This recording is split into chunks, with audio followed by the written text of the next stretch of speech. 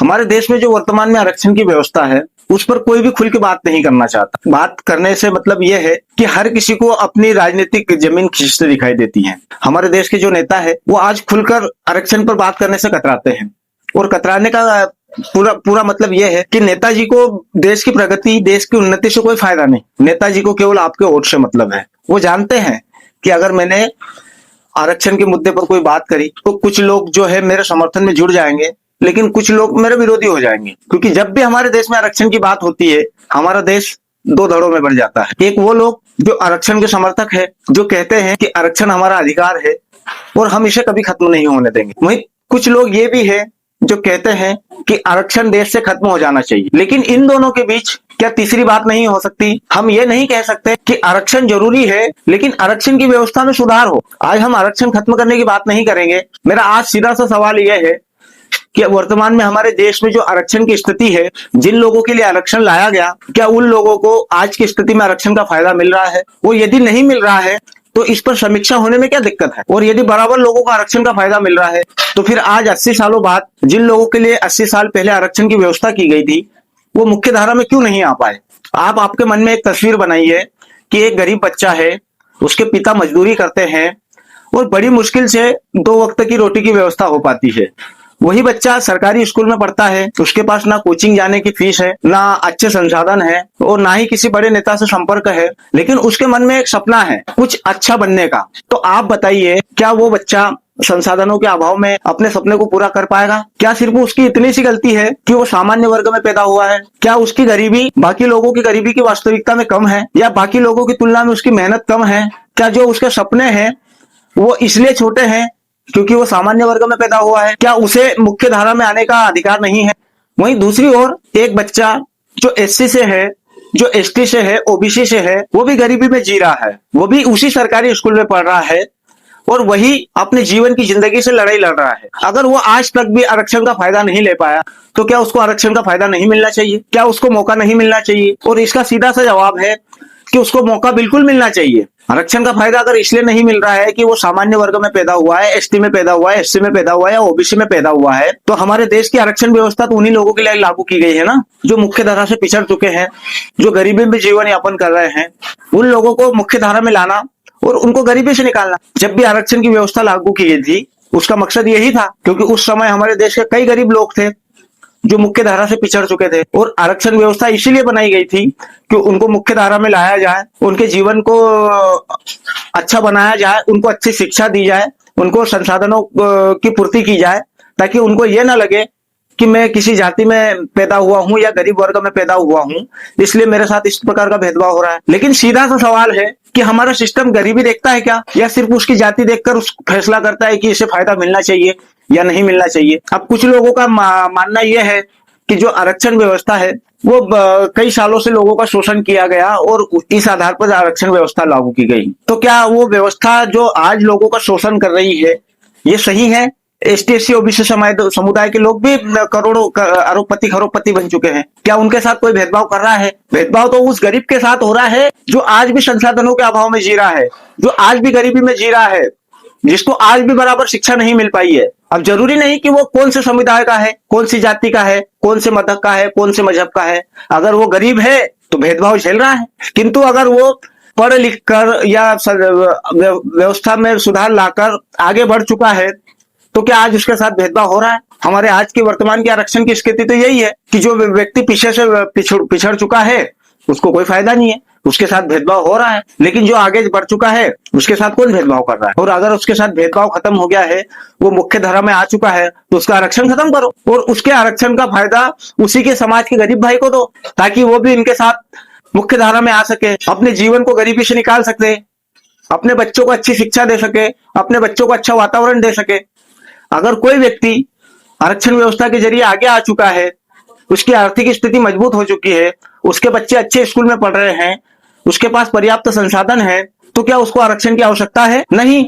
आरक्षण की आवश्यकता उसी के समाज के उस गरीब भाई को है जो आज भी संसाधनों के अभाव में जी रहा है, जिसके पास आज भी पैसे की कमी है, जिसके बच्चे आज भी सरकारी स्कूल में जा रहे हैं, जिसके बच्चे आज भी कोचिंग नहीं जा पा रहे हैं, उन लोगों को आरक्षण की आवश्यकता है। जिसके पास पर्याप्त संसाधन है उसको आरक्षण की क्या आवश्यकता है। आरक्षण व्यवस्था का मूल उद्देश्य यही है ना कि व्यक्ति को मुख्य धारा में लाना, उसकी गरीबी दूर करना, उसको संसाधनों के अभाव में जो जूझ रहा है उसको संसाधनों की पूर्ति कराना। फिर अगर वो बराबरी में आ चुका है, उसके पास कोई कमी नहीं है, तो उसको आरक्षण का क्या फायदा। और अगर इसमें समीक्षा होती है तो इसमें बुराई क्या है। इसमें कौन से धर्म, कौन सी जाति, कौन से समुदाय के नुकसान हो रहा है। नुकसान तो उन गरीब भाइयों का हो रहा है, उन एसटी, एससी, ओबीसी लोगों का हो रहा है जिनके हक अधिकार उन्हीं के समाज के करोड़पति लोग खा रहे हैं। अगर आरक्षण व्यवस्था 80 सालों में उसने सुधार आया है तो 80 सालों में कितने लोग आरक्षण की सीमा से बाहर हो चुके होंगे। उस पर समीक्षा नहीं होना चाहिए क्या। या आज लोग जो पिछड़ चुके हैं या जो पिछड़े हुए हैं, जिनको शुरुआत से आरक्षण का इंच भर भी फायदा नहीं हुआ, जिनको सरकारी नौकरी नहीं मिली, जो आज संसाधनों के अभाव में जी रहे हैं, जो गरीबी में जी रहे हैं, अगर उनको आरक्षण मिलता है तो उसमें बुराई क्या है। लेकिन हमारे देश में आज नेतागिरी इस कदर पहुंच चुकी है कि हमारे देश के जो नेता है, जो अपनी अपनी जाति की बात करते हैं, वो खुद अपना आरक्षण नहीं छोड़ना चाहते। वो खुद नहीं ये कहते कि मेरे आरक्षण का फायदा मेरे गरीब भाई को दो, क्योंकि मैं आज संपन्न हो चुका हूं। अगर उन्होंने आरक्षण छोड़ दिया तो उनकी आरक्षित सीट चली जाएगी। सबसे बड़ा नुकसान तो यहाँ पे है ना, जिनके दम पर ये नेताजी बन रहे हैं, जिनके दम पर ये सांसद, विधायक, मंत्री, संतरी, मुख्यमंत्री, प्रधानमंत्री बन रहे हैं, वो खुद अपना पद नहीं छोड़ना चाहते, वो खुद अपना आरक्षण नहीं छोड़ना चाह रहे, क्योंकि उनको पता है कि अगर मैंने अपना आरक्षण छोड़ दिया तो मेरी नेतागिरी तो धरी की धरी रह जाएगी। मुझे भी किसी सामान्य वर्ग की सीट से चुनाव लड़ना पड़ेगा, और मैं जिस सीट को छोड़ूंगा यहाँ पर मेरे गरीब समाज का व्यक्ति बैठ जाएगा, वो आगे बढ़ जाएगा। यही तो नहीं चाहते हमारे देश के नेता। रामदास अठावले, चिराग पासवान, अखिलेश यादव, जितने गरीबों के नेता बन रहे हैं, कितना फायदा किया आपने आपके समाज के गरीबों का। कितने लोगों तक आपने व्यवस्था पहुंचाई है, कितने लोगों तक आपने मुख्यमंत्री, प्रधानमंत्री या नेता होने के बाद अपने लोगों की सेवा करी है। क्या आपने किसी गरीब की बात करी है कि यदि आज मुझे रिजर्वेशन का फायदा मिल रहा है तो मैं मेरा रिजर्वेशन आपके लिए छोड़ता हूं। क्योंकि नेताओं में रिजर्वेशन लेने की होड़ लगी हुई है। हर कोई अपने आप को दलित नेता मानता है, हर कोई अपने आप को पिछड़ों का नेता मानने लगा है। हमारे देश के प्रधानमंत्री जब ऑस्ट्रेलिया जाते हैं तो वहां के प्रधानमंत्री उन्हें कहते हैं कि मोदी इज अ बॉस। वहीं ये हमारे देश में भाषण देने के लिए आते हैं तो भरे मंच से कहते हैं कि मैं तो अति पिछड़ा हूं। आपको भरे मंच से ये बात कहने के लिए आपको प्रधानमंत्री चुना है, और प्रधानमंत्री बनने के बाद भी अगर आप पिछड़ा है तो फिर हमारे देश में प्रधानमंत्री पद का क्या फायदा। प्रधानमंत्री होने के बाद भी जो व्यक्ति खुद को पिछड़ा साबित करने में तुला हुआ है केवल वोटों के लिए, तो हमारे देश के प्रधानमंत्री, राष्ट्रपति पद का क्या फायदा है। आप दुनिया में घूमते, आप वर्ल्ड लीडर कहलाते हो, लेकिन जब देश में आते हो तो आप पिछड़े हो जाते हो, केवल वोटों के लिए, केवल वोटों की राजनीति करने के लिए, केवल पिछड़ों का वोट लेने के लिए। हम आपको तो हृदय हिंदू सम्राट मानते हैं, हम आपको हमारे देश का प्रधानमंत्री और शायद ऐसा प्रधानमंत्री मानते हैं कि आप ही खुद कहते हो कि 80 सालों में कांग्रेस ने क्या किया। आपने तो बहुत कुछ किया है, फिर आप खुद को क्यों पिछड़ा साबित करने पर तुले हुए हो। क्या प्रधानमंत्री की पोस्ट पर पहुंचने के बाद भी आप खुद पिछड़े हो। क्या आपको रिजर्वेशन की आवश्यकता है। आपको रिजर्वेशन की नहीं, आपको केवल इन पिछड़ों के वोट की आवश्यकता है, इसलिए आपको अपने आप को पिछड़ा साबित करने पर तुले हुए हैं। यदि हमारे देश का प्रधानमंत्री खुद को पिछड़ा साबित करने पर तुला हुआ है तो आप देख सकते हैं कि हमारे देश में आरक्षण की स्थिति क्या है। आरक्षण का फायदा तभी होगा जब हमारे देश का एक गरीब से गरीब व्यक्ति भी आगे आएगा, और हमारे देश के सत्ताधीश ये चाहते ही नहीं है कि हमारे देश का गरीब आगे आए, क्योंकि अगर देश का गरीब आगे आ गया तो इनका झंडा कौन तोकेगा, इनकी राजनीति खत्म हो जाएगी। आज देश में असल में आरक्षण का बेनिफिट कौन ले रहा है। जो गरीब है वो तो गरीबी में जी रहा है, लेकिन जो नेता जो आरक्षण का फायदा ले रहे हैं उनके बच्चे बड़े बड़े स्कूलों में पढ़ रहे हैं, अच्छे अच्छे कोचिंग संस्थानों में कोचिंग कर रहे हैं, लाखों करोड़ों रुपए के लग्जरी जीवन जी रहे हैं। तो कौन सा दलित उनसे, कौन सा ओबीसी उनसे आगे निकल पाएगा भाई। कोई ओबीसी दलित उनसे आगे निकल पाएगा नेताओं के बच्चों से। आपके पास क्या संसाधन है। वो करोड़पति का बेटा है, वो दुनिया की सबसे बड़ी यूनिवर्सिटी में पढ़ाई कर रहा है, वो दुनिया की सबसे अच्छी कोचिंग संस्थान में कोचिंग ले रहा है, उसके पास संसाधनों की कोई कमी नहीं है। तो आप उससे, आप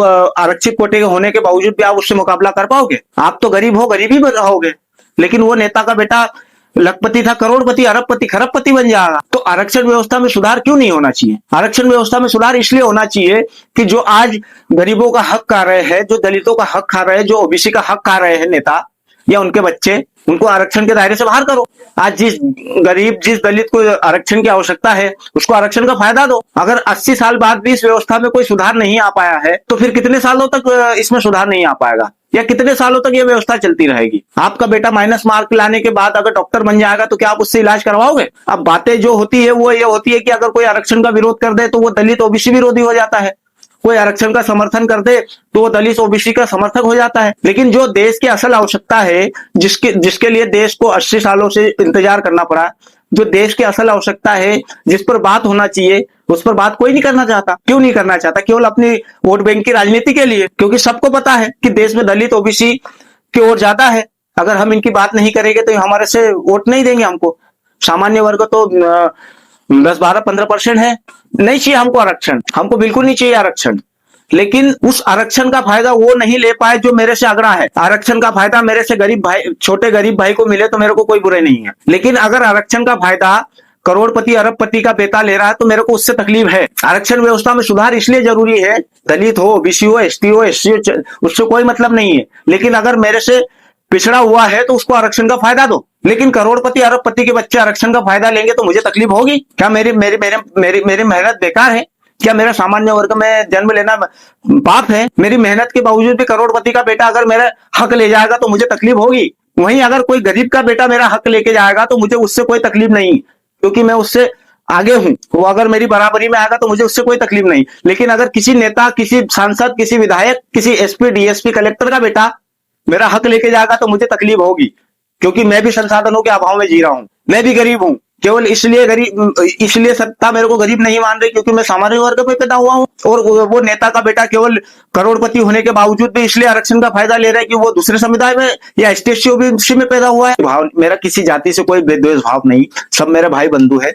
लेकिन मेरा सिर्फ इतना सा आग्रह है कि अगर किसी गरीब भाई को आरक्षण का फायदा मिल रहा है तो 100% दो, एक नहीं 10 बार दो। लेकिन अगर उसकी आर्थिक स्थिति सुधर चुकी है, वो मुख्य धारा में आ चुका है, वो अच्छा अपना जीवन यापन कर रहा है, तो उसको आरक्षण से कोई मतलब नहीं। उसी का आरक्षण उसके गरीब भाई को दो, उसी समुदाय के या उसी जाति के गरीब भाई को दो, जिससे वो आरक्षण का फायदा लेके मुख्य धारा में आ सके। अब अगर आप केवल वोटों की राजनीति के लिए जाति के नाम पर आरक्षण बांटते रहोगे तो ये सही नहीं है। बताओ ना, ये रामविलास पासवान को क्या आरक्षण की आवश्यकता है? रामदास अठावले को क्या आरक्षण की आवश्यकता है? क्या ये मजबूरी में जीवन जी रहे हैं? क्या इनके बच्चे संसाधनों के अभाव में जीवन जी रहे हैं? क्या इनके बच्चे सरकारी स्कूल में पढ़ रहे हैं? क्या इनके बच्चों को कोचिंग नहीं मिल रही? और अगर नहीं मिल रही तो इनको भी फायदा दो।